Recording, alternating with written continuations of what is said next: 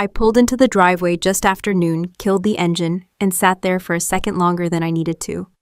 The lake house looked exactly the same as it had every other time I'd come back. Same peeling white paint. Same crooked porch railing my dad said he'd fix next summer. Same big windows facing the water, like the house was trying to pretend it was peaceful. I stepped out of the car and stretched my shoulders out of habit the way I always did after a long drive. Noah unbuckled himself and jumped down, already talking about the balloons he'd seen in the trunk when I loaded the groceries. He was excited in that contained way kids get, when they're trying not to hope too hard. I reminded myself why we were here. This wasn't a family reunion. It wasn't about healing old wounds or proving anything. It was my son's birthday. That was it. One afternoon, a cake, a few presents, then we'd leave. Inside the house smelled like lemon cleaner and old wood. My mother, Linda, was already moving around the kitchen like she was late for something important, even though nothing had started yet. She hugged Noah, told him how big he'd gotten, then gave me the same quick hug she always did.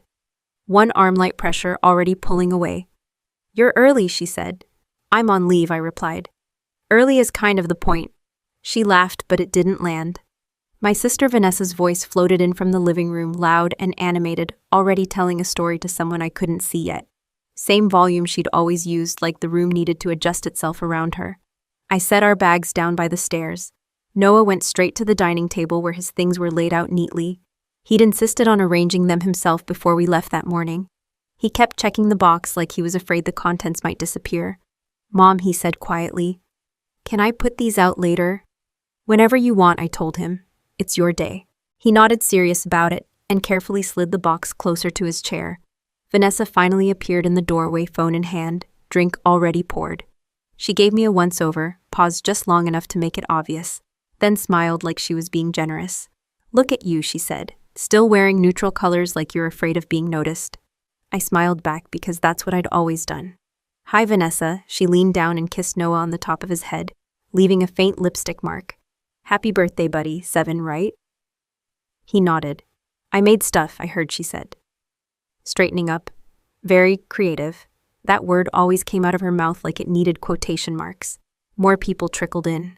An uncle, a cousin, friends of my parents who had known us since we were kids, and still spoke to us like we were frozen in time. The house filled with noise and overlapping conversations. Someone turned on music. Someone else opened another bottle of wine. I stood at the counter helping my mom with food I hadn't asked her to make. She kept glancing at the clock at the table at Vanessa, like she was monitoring a system that could fail if she looked away too long. "You doing okay?" she asked me, lowering her voice. "I'm fine. You seem tense." I looked at her hands moving too fast, rearranging things that didn't need rearranging. "I've been deployed. This is not tense." She smiled, relieved, like I'd said the right line. From the living room, Vanessa laughed sharply. "Oh my God, you're still on that." That was years ago. I didn't ask what she was talking about. With Vanessa, the topic never mattered. It was always about winning the moment. Noah stayed close to me, drifting back and forth between the table and my side. He kept glancing at the box, then at the people around us, like he was waiting for the right opening. At some point, my father Thomas came in from outside. He nodded at me, gave Noah a gentle pat on the shoulder, and took his usual seat at the head of the table. He didn't say much. He rarely did at gatherings like this. He just watched. Lunch passed in fragments, half-finished conversations, plates stacked and unstacked. Vanessa talking about a project she was launching soon, my mom nodding too hard at every word, someone making a joke about how disciplined I must be, then immediately asking if I planned to do this forever. I answered politely. I always did. Finally, Noah climbed onto his chair and cleared his throat. It was small, but it cut through the noise enough for a few people to turn. "I have something," he said. The room didn't quiet right away. Vanessa kept talking for another second before noticing everyone else was looking toward the table. "What is it, sweetheart?" my mom asked. Noah opened the box carefully. Inside were the things he'd worked on all week. He lined them up with both hands, straightening them when they shifted. His face was focused, intent, like this part mattered. "I made these," he said, "for everyone." I watched his shoulders lift as he spoke, then settle when no one interrupted. He picked one up, explaining it in his own careful words. It wasn't perfect. It wasn't meant to be. It was his. Vanessa leaned against the counter, swirling her drink, watching him with a tilted smile. I felt that familiar tightening in my chest, the one that had nothing to do with danger and everything to do with anticipation. I told myself I was imagining it. I told myself this was just my family being loud, nothing more. Thomas's eyes stayed on Noah. His jaw was set but relaxed, like he was holding something in place. Noah reached for the next item, eager now, his confidence growing with each sentence. I let myself breathe a little. Maybe this would pass without incident. Maybe we'd get through it clean. Vanessa took a sip of her wine and stepped closer to the table.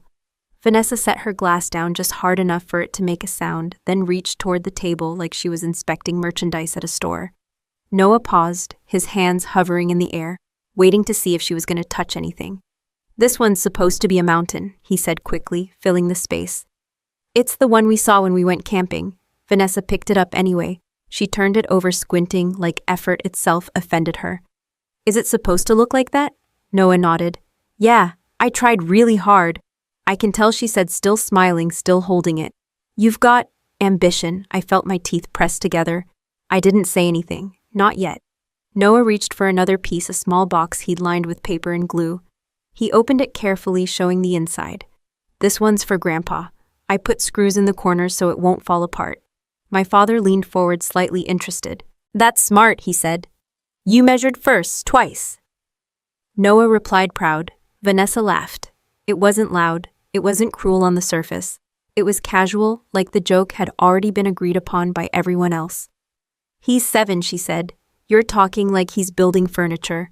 A couple of people chuckled. Someone said kids grow up fast. Noah didn't laugh. He looked down at the box, then at his hands, checking them like he was trying to see what everyone else was seeing. I rested my palm flat on the table, grounding myself. This was still fine. This was still just words. Noah picked up the last item. "This one's my favorite," he said. It took the longest. He held it out, both hands shaking just a little now, and started explaining how he'd fixed a mistake halfway through instead of throwing it away.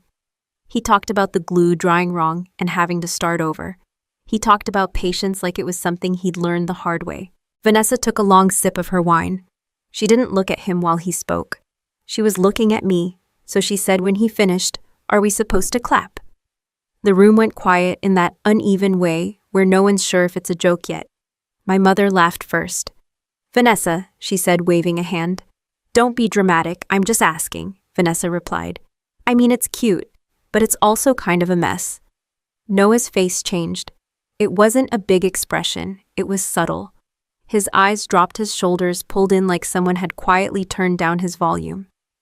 I felt something shift in my chest. I recognized it immediately. That moment when the ground stops feeling solid but you don't know why yet. "He worked really hard on those," I said. My voice was calm. "Too calm, I know," Vanessa said. "And that's sweet, but you don't need to pretend it's museum-worthy." She reached out again, this time toward the box meant for my father. Her fingers brushed the edge, nudging it out of place. Noah lunged forward instinctively, then stopped himself. He froze, hands clenched, waiting to see what would happen next. "Careful," I said. Vanessa looked at me, eyebrows raised. "Relax, it's just cardboard." She lifted the box, tipped it slightly, and laughed when one of the small screws rattled loose inside. "Oh wow," she said. "Structural failure already?" Someone snorted. Someone else covered it with a cough. I saw my father's jaw tighten. He didn't speak. Noah opened his mouth, then closed it. He swallowed hard and nodded like he was agreeing with something no one had actually said. "It's okay," he muttered. That was the part that made my stomach drop. Vanessa set the box back down, but not where it had been. It slid closer to the edge of the table. Wine sloshed in her glass as she picked it back up. "You know," she said, "this is why kids need to learn early. The world doesn't care how long you spent on something." She lifted her glass again, gesturing with it toward the table. A dark drop splashed onto the wood, just missing one of the pieces. My mother moved immediately, grabbing a napkin. "Oh, watch the table," she said, already wiping. Noah stared at the drop like it was a warning sign. I stood up straighter. "Vanessa," she turned to me, smiling like she was enjoying herself. "What?" "This isn't funny," she shrugged. "It's not that serious." She took another sip, then leaned forward closer than she needed to be. The glass tilted slightly in her hand. Noah's breathing went shallow. I could see it in his chest. He wasn't crying. He wasn't moving. He was shrinking. "Hey," I said, stepping closer to the table now. "Set the glass down." Vanessa's smile widened. Why afraid something's going to happen? The glass tipped a little more. Wine slid toward the rim, trembling there. Someone laughed again, nervous this time. Come on, Vanessa. She didn't look at them. She was watching me. Lighten up, she said. You're always so serious. Must be that military thing. I didn't respond. I was watching my son. He pressed his lips together so hard they turned white. His hands curled into fists on his lap. He didn't ask for help. He didn't look at me. He was waiting it out the way he always did when he thought he was the problem. Vanessa set the glass down with a dull thud right next to the gifts. Wine spread across the surface of the table, slow and dark, seeping toward the edge of the box. For a second, no one moved. My mother gasped softly and reached for more napkins. Oh no, not the wood. She wiped faster, pushing the liquid away from the table's finish, smearing it closer to the gifts without looking. Noah flinched as the wine soaked into the paper lining the box. He made a small sound in his throat and stopped himself. Vanessa laughed again. This time it wasn't nervous, it was satisfied. See, she said, nothing lasts forever. I stepped forward, placing myself between her and the table, my body blocking her view of my son. My heart wasn't racing, it was steady, cold. Enough, I said. She looked up at me, surprised, like she hadn't expected resistance. Behind me, I felt Noah lean back in his chair, pulling his legs up slightly, trying to take up less space. I didn't turn around. I didn't need to. Across the table, my father's hands were flat on the wood now. Fingers spread, knuckles pale against the grain. He was staring at the wine stain, not at Vanessa, not at my mother, not at me. The room felt tight, like the air had been sealed in. Vanessa tilted her head. What are you going to do? She asked. I didn't answer Vanessa right away. I didn't need to. I stood where I was close enough that she had to look past me to see the table. She didn't like that. She shifted her weight, testing the space like she always did when someone didn't move out of her way. Oh, relax, she said. I didn't pour it on purpose. I glanced at the glass. It was still half full, steady, upright. Nothing about this was accidental. Noah's chair scraped softly behind me. He wasn't getting up. He was adjusting himself, trying to disappear without leaving his seat. That sound did something to me. It flipped a switch I'd learned to keep off. Step back, I said. Vanessa laughed again. You don't give orders here. She reached around me fast enough that I couldn't block her without making a scene. Her fingers closed around the nearest item on the table. The one Noah had said took the longest. Give that back, Noah said quietly. Vanessa held it up between two fingers, inspecting it like it was contaminated. This is garbage. She dropped it. It hit the table, bounced once, and slid straight into the spreading wine. Paper soaked instantly. The edges curled.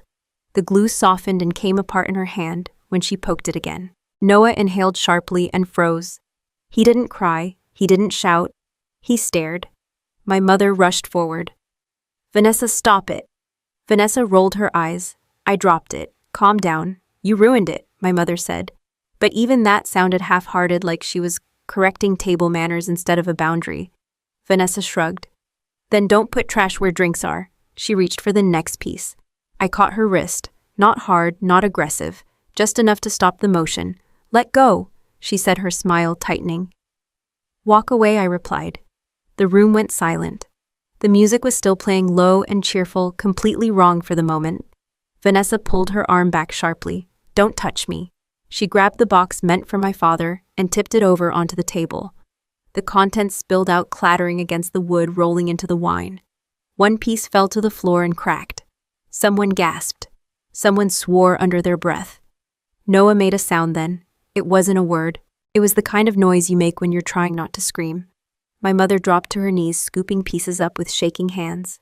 Oh my God, she said. Why would you do that? Vanessa looked down at her, annoyed. I'm proving a point. What point? My mother asked. That this is real life, Vanessa said. People don't get trophies for effort. She nudged another piece with her foot. It rolled under the table. I turned fully toward her. You're enjoying this. She smiled, slow and deliberate. He needs to toughen up. I felt something cold settle into place. Not anger, focus. You don't get to decide that, I said. She laughed. You think your job makes you special. I think my job taught me what happens when people like you don't get stopped. She leaned in closer. I could smell the wine on her breath. You've always been like this, acting superior, acting like you're better because you follow rules. I follow boundaries, I said. There's a difference, she scoffed. You've always been boring. Then she reached for the last intact item on the table and swept it off with one clean motion of her arm. It hit the floor hard. That did it. I stepped forward, putting myself directly between her and Noah. I didn't raise my voice. I didn't touch her again. I just stood there. Back up, I said. Someone laughed nervously. Okay, that's enough. Vanessa crossed her arms. What are you going to do, arrest me? My mother stood up, face flushed. Vanessa, you're embarrassing yourself. I'm embarrassing her. Vanessa said, nodding toward me. She's the one making a scene. Noah slid off his chair and pressed himself against my leg. His head was down, his shoulders were shaking, but he wasn't making a sound. That was the moment something broke that I couldn't fix by smoothing it over. Look at him, I said.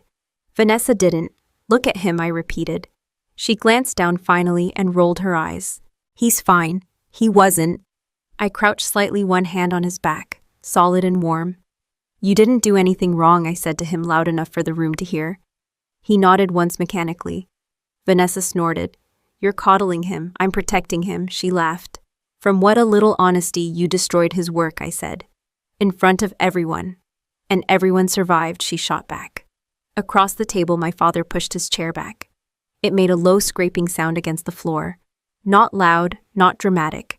Just enough to cut through the noise. He didn't stand, he didn't speak. He looked at the table, the wine, the broken pieces. My mother's hands stained red, Noah's bent shoulders. Vanessa followed his gaze and scoffed. Oh, come on, Dad, you're not seriously mad about this. He still didn't answer. She turned back to me.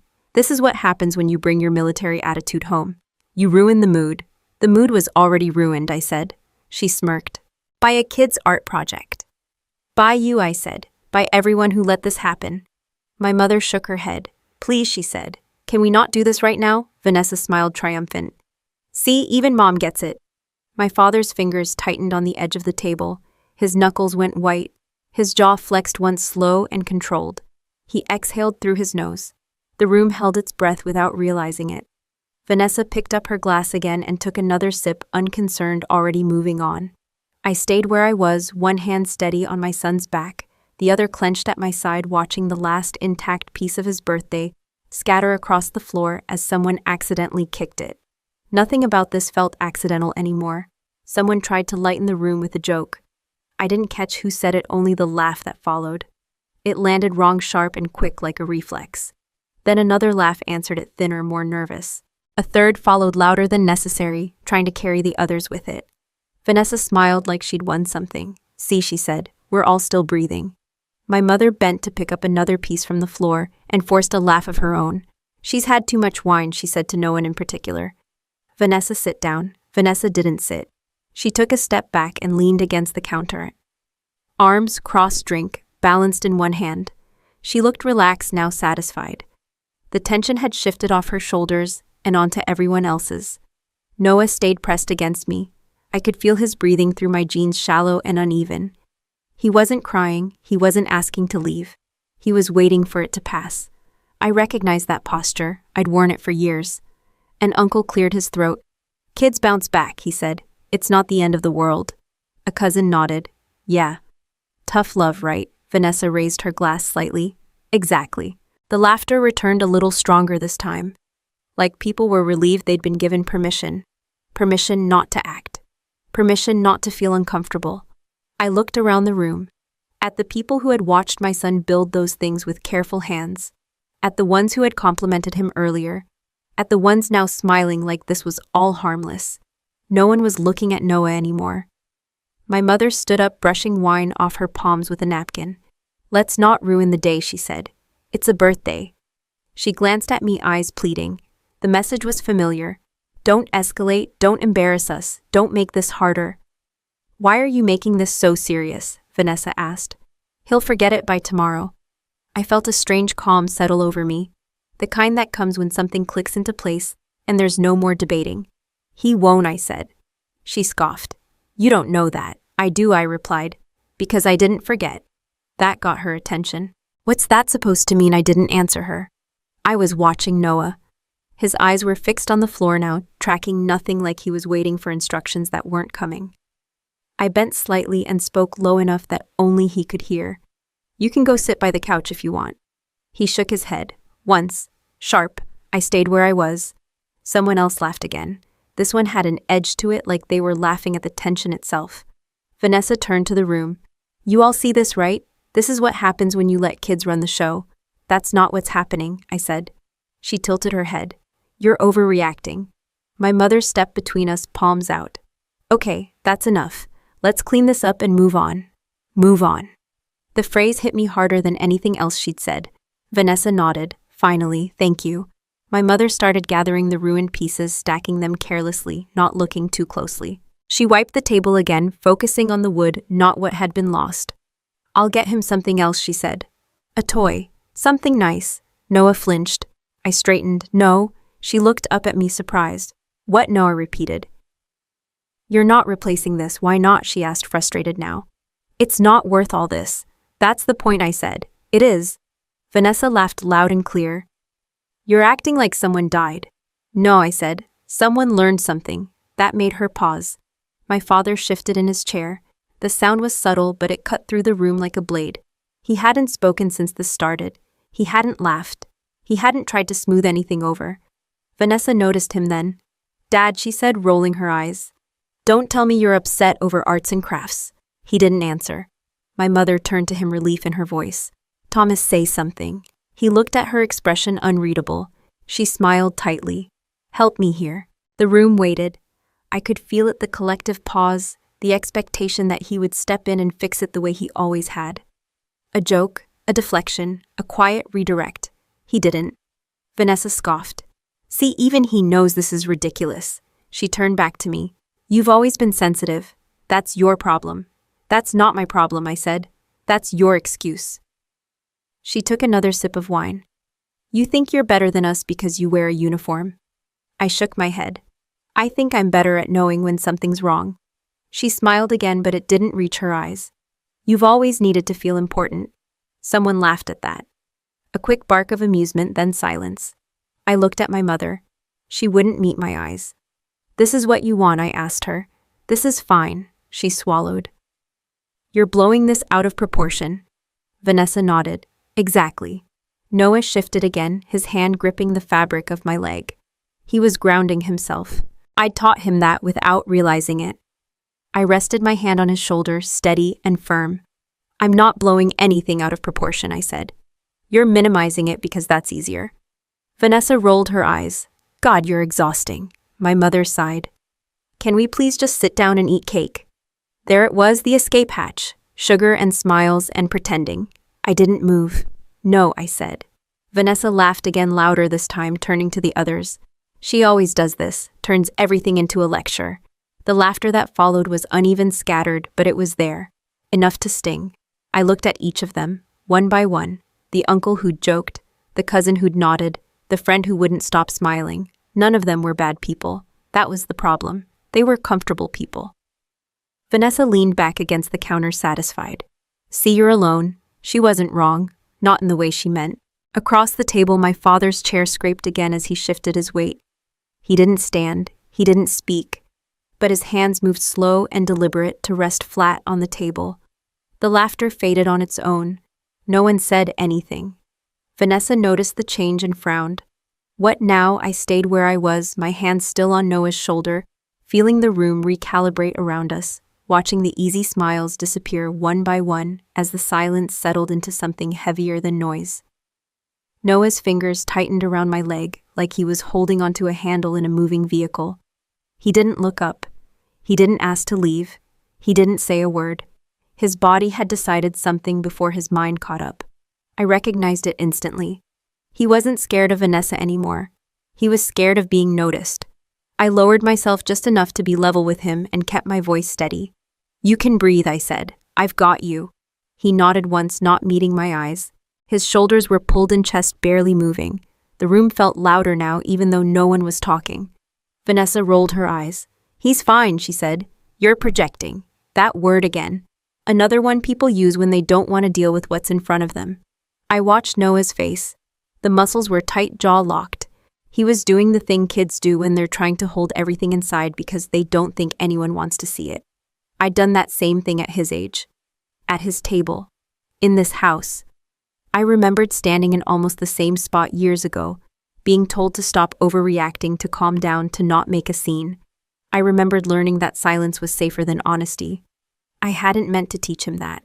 My mother finally noticed how still he was.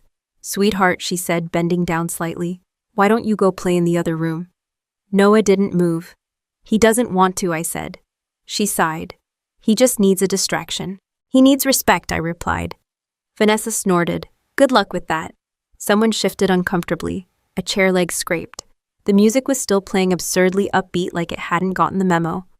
Noah's eyes flicked toward the door, then back to the floor. He wasn't deciding where to go. He was calculating how little space he could take up. I placed my hand flat between his shoulder blades. Firm, solid, something he could feel. "You don't have to go anywhere," I told him. "You can stay right here." His breathing hitched once, then slowed. Not much, just enough. Vanessa took another sip of wine. "You're making him anxious." "No," I said. "You are," she laughed. "Because I told the truth. Because you humiliated him." "Humiliation builds character," she said. I looked at her. "It builds compliance." That shut her up for half a second. My father shifted again. He hadn't spoken, but his attention hadn't wavered. He was watching Noah now, watching the way his shoulders stayed tight, watching the way his hands stayed clenched. My mother straightened and tried a different approach. "Let's all sit down," she said, voice brittle. "We're standing too long. Everyone's tired." She reached for Noah's arm, gentle but insistent. He flinched. It was small, barely noticeable, but it was there. My mother froze. "I didn't mean—" "Don't," I said. She pulled her hand back like she'd been burned. "I was just trying to help." "I know," I replied. "But stop," Vanessa scoffed. "Now we can't even touch him. This isn't about you," I said. She raised an eyebrow. "Everything's about me, apparently." Noah swallowed hard. His eyes were glassy now, but he still wasn't crying. He was past that stage. Crying would have drawn attention. This was quieter, safer. I turned slightly so my body shielded him from the rest of the room. Not dramatically, just enough that he didn't have to see everyone at once. "Look at me," I said softly. It took a second, but he did. His eyes flicked up and then held. "You didn't do anything wrong," I said. "Not one thing." He nodded again, slower this time. Vanessa let out an exaggerated sigh. "You're turning this into a trauma. It already is," I said. She laughed short and sharp. "God, you're dramatic." I didn't answer her. I was too busy watching my son come apart in inches. Someone behind me muttered. "This is awkward." Good, I thought. It should be. My mother clasped her hands together. "Can we please not make this worse? Worse." As if this was a situation that could be damaged further by acknowledging it. Noah's breathing sped up again. He pressed his forehead briefly against my hip like he was bracing himself. That was it. I straightened fully and turned toward the room, keeping one hand on him. "He's overwhelmed," I said. "We're going to step outside for a minute." Vanessa laughed. "Of course you are." I ignored her and guided Noah toward the back door. Not fast, not rushed, just enough to create space. My mother followed a step behind. "Don't storm off." "I'm not," I said. "I'm taking care of my kid."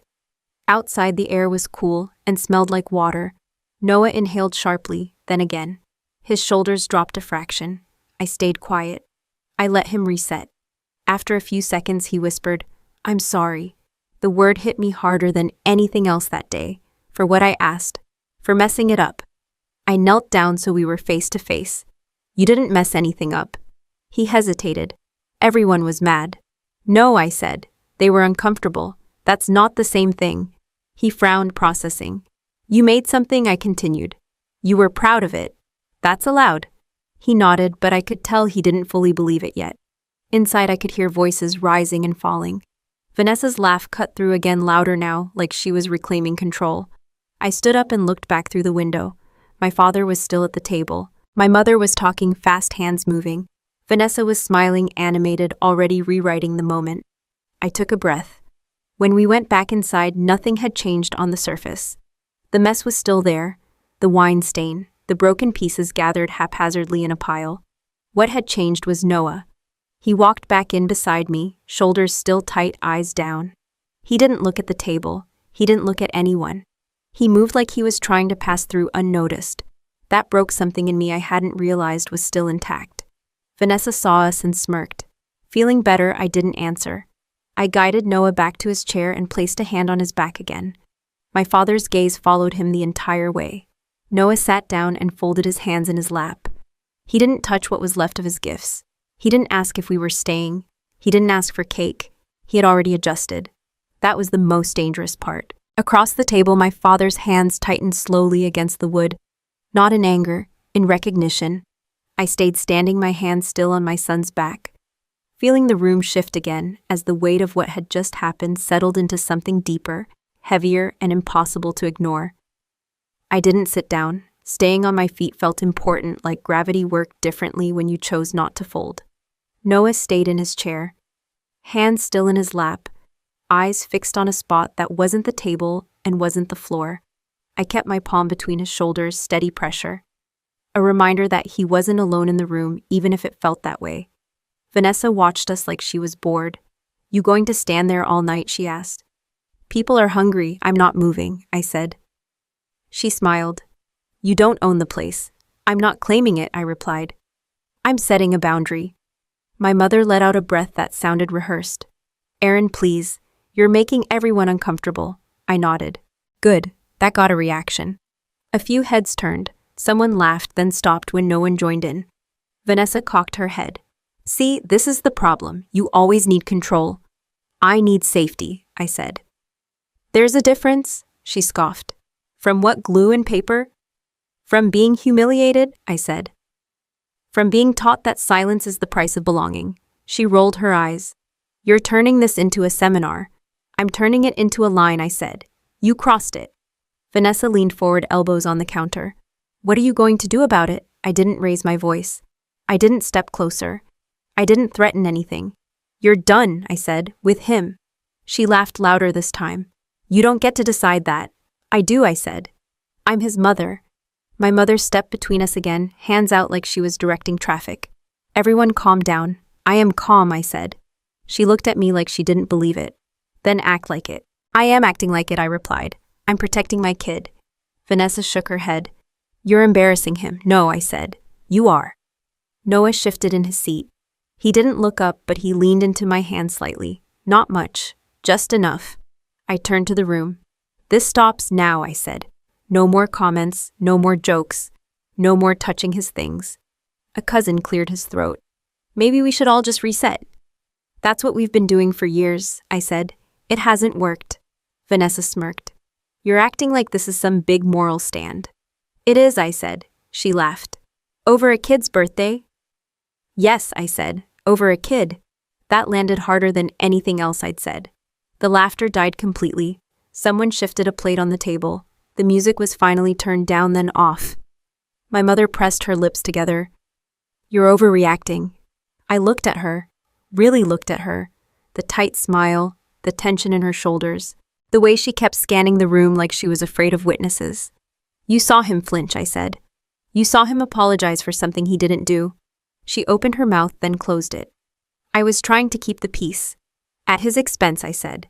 Vanessa waved a hand. "This is ridiculous." "Then it should be easy for you to stop," I said. She stared at me for a long second. The smile faded. "You think you're better than me. I think you're wrong," I said. She laughed, but it was thin now. "You always did." I turned back to Noah. "You don't have to sit here if you don't want to." He shook his head again. Same sharp motion. He wasn't ready to move. He wanted to prove something maybe. Or maybe he just didn't want to draw attention. "That's okay," I said. "I'm right here." Vanessa scoffed. "This is so dramatic. Stop talking," I said. The room froze. "What?" she said. "I'm not asking," I replied. "Stop talking to him." She straightened. "You can't silence me." "I can remove my son," I said. "And I will." My mother's eyes widened. "Don't threaten that. It's not a threat," I said. "It's a plan." Vanessa laughed again, but it didn't sound confident. "You'd really leave?" "Yes," I said. She hesitated. "Just a beat, enough for me to see it." "You wouldn't," she said. "You always stay." "Not anymore," I replied. That was the first time the room felt different, not tense, shifted. My father cleared his throat.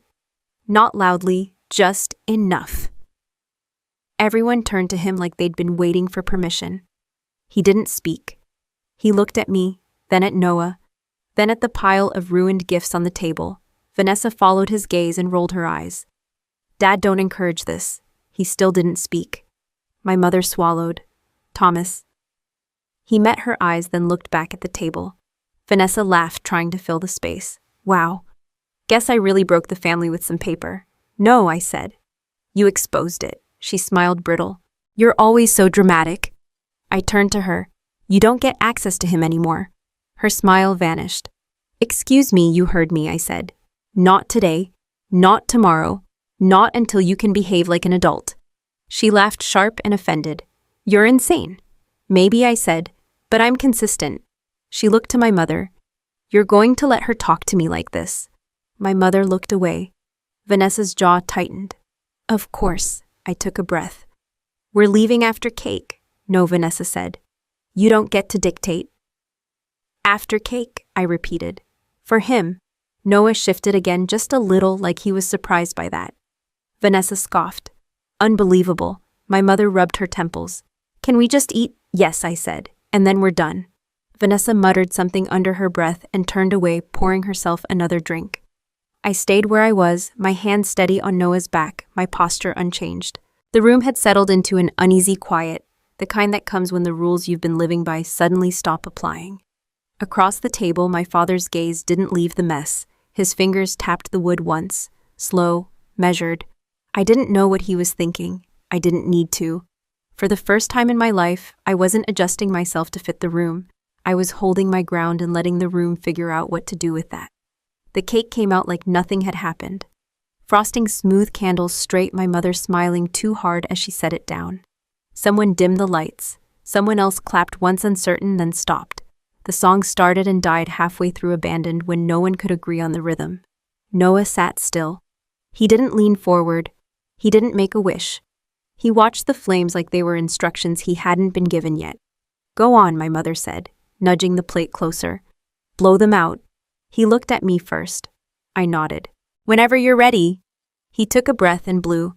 The candles went out clean. Smoke curled up and disappeared into the kitchen light. Vanessa clapped, slow and sarcastic. There we go. I didn't look at her. I watched my father. Thomas hadn't moved since he cleared his throat earlier. He hadn't joined the song. He hadn't reached for a plate. He sat with his hands resting on the table. Fingers spread, eyes fixed on the spot, where the wine had soaked into the wood and darkened it. My mother cut the cake quickly, slicing larger pieces than usual, like she was trying to buy back goodwill with sugar. She handed one to Noah, then to Vanessa, then started around the table. Thomas didn't take one. Dad, my mother said. Softly, do you want cake? He shook his head once. Vanessa laughed. He's still pouting. That got a few tight smiles. No one answered her. Noah took a small bite and chewed slowly. He didn't comment on the taste. He didn't look around to see who was watching. He ate like someone following a rule, not enjoying a treat.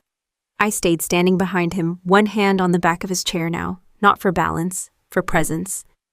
My mother handed me a plate. Sit, she whispered. Please. I shook my head. I'm fine. Vanessa rolled her eyes. You always do this. Make everything awkward and then act surprised when people don't want you around.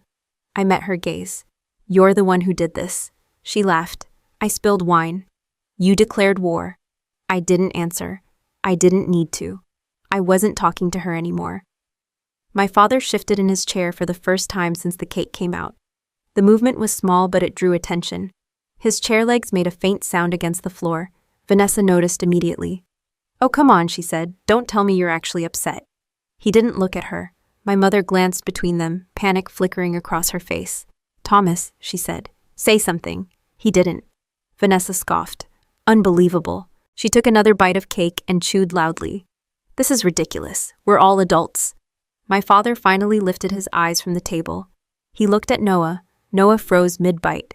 Thomas didn't smile. He didn't frown. He studied him the way he'd studied projects his whole life, not with judgment, but with attention. How long did it take you? He asked Noah. Noah swallowed. A few days. Thomas nodded. You plan it first. Yes, you fix mistakes when they happen. Noah hesitated, then nodded again. I try. Thomas nodded once more. That matters. Vanessa laughed. Dad, don't encourage him. Thomas didn't respond. He looked back at the table. My mother let out a shaky breath. See, she said, forcing cheer. Everything's fine, no one agreed. Vanessa leaned against the counter again, posture loose, voice loud. I swear this family can't handle honesty. My father's fingers tapped the table once. Not loud, not angry, measured. Vanessa glanced at him. What he didn't answer. The silence stretched. It wasn't awkward, it was heavy. It pressed down on the room until the jokes didn't fit anymore. Noah finished his cake and set the fork down carefully. He wiped his hands on his napkin, folded it, and placed it on the plate like he was closing a file. I'm done, he said quietly. I bent and kissed the top of his head. Okay, Vanessa snorted. Of course you are. I ignored her and guided Noah out of his chair. He stood beside me, shoulders still tight, eyes forward. We're going to pack up, I said. Not loud, not announced, just stated. My mother's head snapped up. Already, yes. She looked at the clock. But we said after cake, I replied. We're done. Vanessa laughed, sharp and offended. You don't get to decide when this ends. I met her eyes. I do. She looked to my father, expecting backup. Dad Thomas's gaze didn't leave the table. Vanessa scoffed. Wow. My mother stepped toward him. Thomas, please. This has gone far enough. He looked up at her then. Really looked. She stopped mid-step. He didn't raise his voice. He didn't move his hands. He just held her gaze long enough for her to understand that whatever she expected from him wasn't coming. She looked away first. Vanessa shook her head. You're unbelievable, both of you. She grabbed her phone and started typing, already narrating the moment to someone who wasn't there. I guided Noah toward the stairs. He followed without resistance, quiet and compliant in a way that made my chest tighten. Behind us, my mother called my name. Aaron. I paused at the bottom of the stairs but didn't turn around. This doesn't have to be like this, she said. It already is, I replied. I went upstairs with Noah and closed the door to the guest room. He sat on the bed and stared at his shoes. Am I in trouble? He asked. No, I said immediately. You're safe. He nodded, but he didn't look convinced yet. I'm proud of you, I added. He looked up then. For what? For making something. For telling the truth. For being you. He considered that, then nodded slowly. Downstairs voices rose and fell. Vanessa's laugh cut through again, louder than before, like she was reclaiming space. My mother's voice followed, quick and frantic. I stayed where I was listening without listening, focusing on the steady rise and fall of my son's breathing as he calmed. When we went back downstairs with our bags, the house felt different, not quieter, sharper, like the edges had finally been exposed. Vanessa was on the couch now, scrolling, drink refilled. My mother hovered near the kitchen, wiping the same clean counter again and again. My father sat at the table. He hadn't moved the broken pieces. He hadn't wiped the stain. He hadn't touched his plate. He looked up as we reached the bottom of the stairs. Our eyes met. For the first time all day, he gave me a small nod. Not approval. Recognition. I nodded back. No one said goodbye. We stepped outside into the cool air. The door closed behind us with a soft click. Inside, the house stayed exactly as it was. My father remained at the table, hands still resting on the wood, eyes on the damage everyone else had tried to ignore.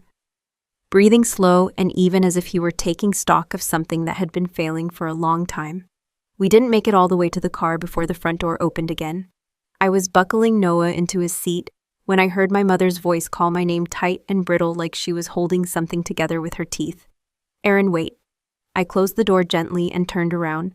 Noah watched through the window, eyes following every movement. What is it? I asked. She stood on the porch, hands clasped, scanning the driveway like she was afraid someone might be watching. This didn't have to blow up like this. It didn't, I said. It was already broken. She shook her head. You always do this? You push until there's nothing left. I didn't answer. I looked past her through the open doorway. My father was still at the table. Vanessa had moved on. She was laughing again, phone pressed to her ear now, telling someone her version of the story. My mother glanced back at her, then lowered her voice. Your father's upset, she said. He's tired. You know how he gets. I know how he's been, I replied. She frowned. That's not fair. I met her eyes. Neither was today. Her mouth opened, then closed. She exhaled sharply and stepped aside. Just come inside for a minute. Talk to him. I hesitated, then nodded once. 1 minute. I told Noah to stay in the car. He nodded without argument, already used to waiting. Inside the house felt smaller. The noise had dropped to a low hum, like people sensed something had shifted, but didn't know what to do with it yet. My father hadn't moved. He was sitting exactly where we'd left him, hands flat on the table, shoulders squared, posture straight, in a way I hadn't seen since I was a kid. Vanessa glanced up from her phone. "Oh, she's back." I ignored her and walked to the table. "Dad." He looked up at me, then past me, toward the door. "He okay?" "Yes." He nodded. "Good." My mother hovered near the counter, wringing her hands. "Thomas, say something. This has gone far enough." He didn't look at her. Vanessa sighed dramatically and ended her call. "Can we not do this again?" My father slowly stood up. The room changed instantly. Not because he was loud, because he wasn't. He didn't push his chair back hard. He didn't slam his hands on the table. He stood the way he'd always stood when he'd reached a decision and didn't need input. Vanessa crossed her arms. "Really, over paper and glue?" My father reached up and touched his left hand. The movement was small, almost absent-minded. He twisted his wedding ring once, then again. My mother noticed. Her face drained of color. "Thomas, don't." He ignored her. The ring didn't come off easily. His fingers were thick joints, stiff with age. He worked it slowly, pulling, twisting, grimacing slightly when it caught. No one spoke. The ring slid free with a soft sound and dropped onto the table. It landed near the dark wine stain, metal against wood, solid and final. My mother made a small noise in her throat. "Please." Vanessa stared, confused now. "Dad, what are you doing?" My father didn't answer. He picked up the ring, held it between his fingers for a moment, then set it down again. This time closer to the mess, like he was placing it where it belonged. "I'm done," he said. The words weren't loud. They didn't need to be. Vanessa laughed, sharp and uncertain. "Done with what?" My father turned to her. "Protecting you," she scoffed. "Protecting me from what?" "From consequences," he replied. My mother stepped forward. "This is insane." He looked at her then. "You wiped the table." She froze. "What? You wiped the table," he repeated. "You didn't check on him. You worried about the wood." Her mouth trembled. "I was trying to keep things from getting worse." "There was no worse," he said. "There was only truth." Vanessa rolled her eyes. "You're blowing this out of proportion."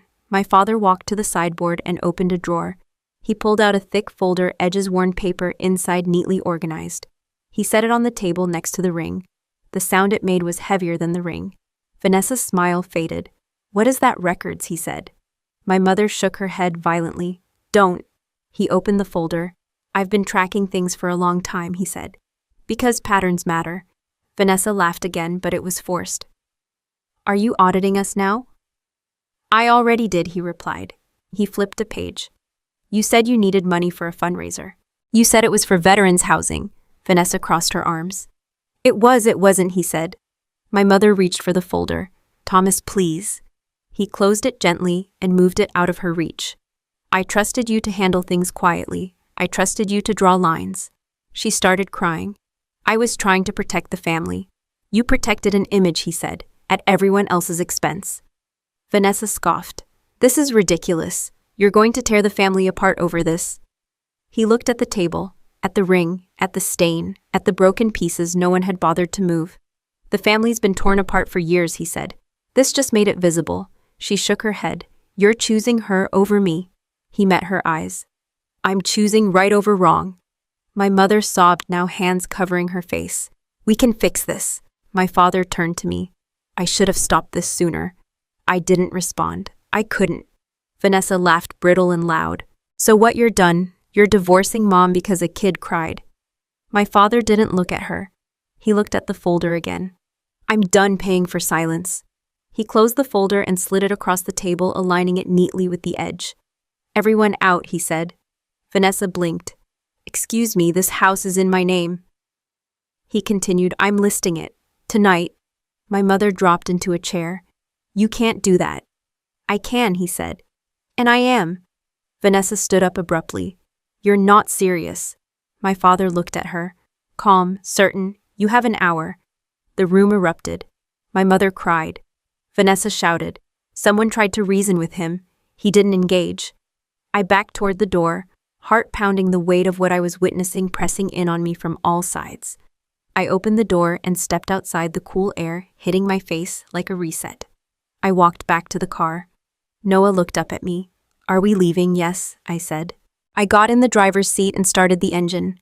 My hands were steady on the wheel, even as my chest tightened. Through the window, I saw movement inside. Arms waving, faces flushed, my father still at the table, unmoving. As we pulled out of the driveway, the house receded in the mirror. The porch light flicked on. The lake reflected it back, calm and indifferent. Noah leaned back in his seat and closed his eyes. Behind us, the house stayed lit, voices still rising and falling inside, while my father stood his ground, the ring still on the table where he'd placed it, unmoved by the noise, as if the decision had been made long before anyone else realized it was coming. The drive away from the lake was quiet. Noah fell asleep before we reached the main road, his head tilted slightly toward the window breath, even for the first time all day. I kept my eyes forward, hands steady on the wheel, letting the road do what roads are good at, pulling you away without asking how you feel about it. My phone buzzed once, then again. I didn't check it until I was sure Noah was out. When I did, there were missed calls from my mother, a text from Vanessa that said, "You're really proud of yourself right now, aren't you?" Didn't respond. Another message came through, this one from my father. "No emotion, no explanation. Stay where you are. I'll call when this is handled." That was it. I pulled into a gas station and shut the engine off, not because I needed fuel, but because I needed to stop moving for a minute. I watched Noah sleep and tried to slow my own breathing. Whatever was happening back at the house was out of my control now. That was new for me, uncomfortable but necessary. The call came an hour later. "Are you alone?" my father asked. "Yes," I said. "Noah's asleep." "Good," he paused. I could hear paper moving on his end. "I didn't plan to do it tonight. I know, I planned to do it right." That sounded like him. He didn't ask how I was, he didn't apologize. He didn't soften it. He went straight to facts. I said 4 words he told me, and everything changed. I didn't interrupt. I said, "I'm done paying for silence." I closed my eyes. "I should have said it years ago," he continued. "But tonight made it clear. Your sister didn't just cross a line. She proved she never believed one existed." I leaned back in my seat. Mom, a pause. Longer this time. She knew more than I realized. He explained it the way he explained everything, clean, methodical, no wasted language. Vanessa's projects, the fundraisers, the checks that didn't line up with receipts, the withdrawals that were always just small enough to avoid questions. The times my mother asked for money and couldn't explain exactly where it went. I started tracking it after the first time she asked for temporary help, he said. Patterns don't lie. People do. I pictured the folder on the table, the way he'd placed it next to his ring like it belonged there. "There's more," he said. I didn't brace myself. I just listened. 3 years earlier, Vanessa had driven home after a charity event she wasn't supposed to be drinking at. She'd told everyone she left early. She hadn't. She'd hit another car. Not hard enough to kill anyone. Hard enough to hurt someone badly and panic. "She called your mother," my father said. "Not me." They'd paid. Quietly. Lawyers. Settlements. A clean record in exchange for silence. Money siphoned from accounts my father thought were still intact. "I found out after the fact," he said. I told myself it was handled. "And it wasn't," I said. "No," he replied. "It was buried." I stared out at the parking lot, at the normal life happening around me. People filling tanks. Kids arguing over snacks. No one knowing what had just detonated inside my family. "She used the veteran's angle," he continued. "She knew it played well. She knew no one would ask too many questions." My jaw tightened. "She used my job." "Yes." I exhaled slowly. "And Mom, she justified it," he said. "Said it was better than ruining her life. Said families protect their own." I didn't answer. I didn't need to. "I froze the accounts tonight," he went on. "Joint accounts, business accounts, anything tied to her name. I flagged the transfers for review. The lawyer already has copies." There was no pride in his voice, no satisfaction, just completion. "What happens now?" I asked. "She'll fight it," he said. "She always does. Your mother will cry. She always does that too. But the paper trail doesn't care." I thought about Vanessa laughing earlier, confident she could rewrite anything as long as she controlled the room. "She asked where you went," he added. "I told her you chose your son." I swallowed. "She won't forgive me. That's not your problem," he said. We sat in silence for a moment. Not awkward, just full. "I'm sorry," he said finally. "I should have stopped this when it was just between adults. I closed my eyes. You stopped it when it mattered. I hope so. I looked back at Noah. His face was relaxed now, unguarded. The way it should have been all day. I said 4 words my father repeated. And they cost me a marriage. You didn't cost it, I said. You ended a lie. He exhaled. You sound like me. I learned from you, I replied. He didn't argue. We ended the call without ceremony, no goodbye. Just an understanding that something fundamental had shifted, and there was no need to narrate it. I drove the rest of the way home in silence. When we arrived, I carried Noah inside and tucked him into bed without waking him. He curled onto his side and sighed like his body finally believed it was safe. I sat on the edge of the bed for a minute longer than necessary, then stood and walked into the kitchen. My phone buzzed again. This time it was a group text. Vanessa, my mother, a couple of relatives. This has gone too far. We need to talk. Your father has lost his mind. Fix this. I set the phone face down on the counter. For the first time all night, I felt something close to clarity. Not relief, not victory, just a clean line where there hadn't been one before. 4 words had done what decades of arguing never could. They'd stripped away excuses, exposed the cost of silence, and forced everyone to stand where they actually belonged.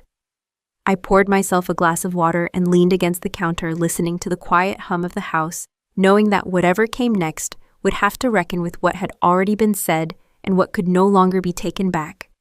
The fallout didn't explode all at once. It spread the way damage usually does, quietly at first, then everywhere. I woke up the next morning to 23 missed calls and a voicemail from my mother that started with crying and ended with anger. I didn't listen to it twice. Once was enough. Noah ate his cereal without saying much, focused on lining the pieces up before spooning them into his mouth. I let him take his time. We weren't in a rush anymore. By mid-morning, the messages shifted tone. Less panic, more accusation. You humiliated us. This didn't have to go public. Your father is tearing everything apart. I didn't reply. I packed Noah's backpack, checked the weather, and drove him to school like it was any other day. The normal routine felt grounding, predictable, necessary. When I dropped him off, he hesitated before getting out of the car. Are they still mad? He asked. Some of them, I said. That doesn't mean they're right. He nodded, satisfied with that, and closed the door. My father called that afternoon. His voice sounded the same as always, steady, calm, like he'd slept well. I filed the paperwork, he said. Houses listed, lawyers moving forward. I leaned against the kitchen counter. How did she take it? A pause. About how you'd expect. He didn't elaborate. He didn't need to. Your sister came by this morning, he added. Demanded access to accounts. Claimed she was entitled. And I reminded her entitlement isn't a legal argument. I almost laughed. Almost. What about Mom? I asked. She's staying with a friend, he said. She told me she doesn't recognize me anymore. And you, I recognized myself for the first time in years. That sat with me for a while after we hung up. The family chat went quiet for a few hours, then came roaring back with screenshots, half-truths, and long paragraphs that said nothing new. Vanessa accused me of poisoning our father against her. My mother accused me of choosing my career over my blood. An aunt suggested therapy. An uncle suggested prayer. No one asked how Noah was doing. Vanessa showed up at my door 2 days later. I saw her car before I saw her parked crookedly like she'd rushed. I told Noah to stay in his room and opened the door without inviting her in. She looked tired, not humbled, just inconvenienced. This is your fault, she said immediately. I didn't argue. What do you want? She blinked, thrown off by the lack of resistance.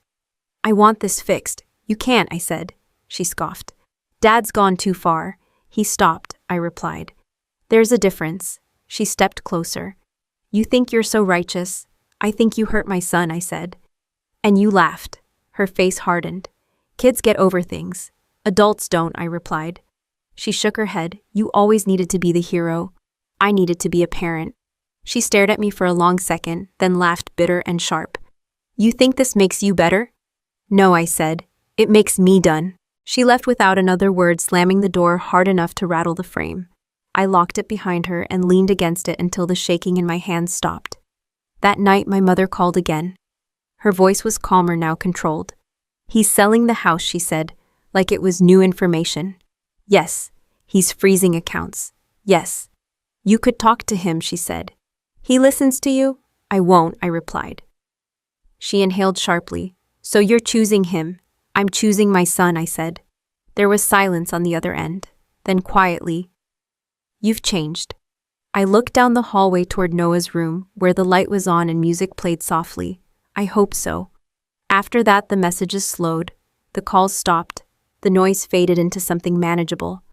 My father moved into a small apartment closer to town. He sent me a picture of it once. Bare walls, a single chair, a table by the window. He looked lighter standing in it, like the air had finally cleared. Vanessa posted vague messages online about betrayal and boundaries. Friends commented with hearts and encouragement. None of them knew the full story. That was fine. Truth didn't need an audience to hold weight. My mother sent a letter, handwritten, pages of it. I read the first paragraph, then stopped. It was mostly about how she'd been embarrassed at church, how people were asking questions, how none of this was fair. I folded it back into the envelope and set it aside. At school pickup, Noah climbed into the car and buckled himself without being asked. We're making something tonight, he said. Not a question, a statement. What are we making? I asked.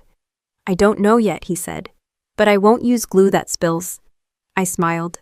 We'll figure it out. That evening we sat at the kitchen table with scraps of cardboard and wood from the hardware store.